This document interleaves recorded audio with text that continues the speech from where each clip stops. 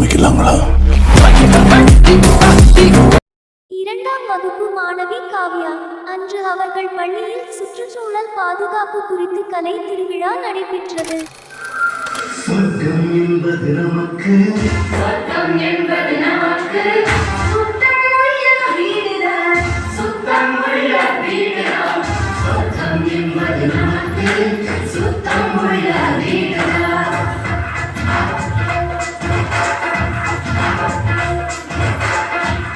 ஆனால் அப்போது மாணவிக்கு சுற்றுச்சூழல் மற்றும் இயற்கை பாதுகாப்பின் இன்றியமையாமை தெரியவில்லை.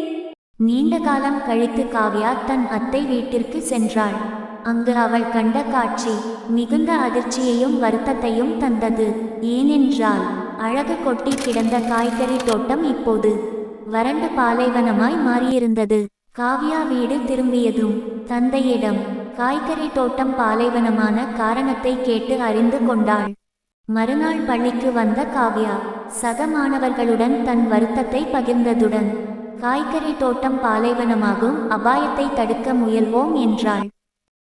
காவ்யா நண்பர்களிடம் கேட்டாள், ஆரம்பிக்கலாமா? முதல்ல நாம வறட்சியை தடுக்கணும்னா மழை வரணும்னா மரம் வளர்க்கணும். இட வசதி இல்லைன்னா பூச்செடியாவது வளர்க்கணும்.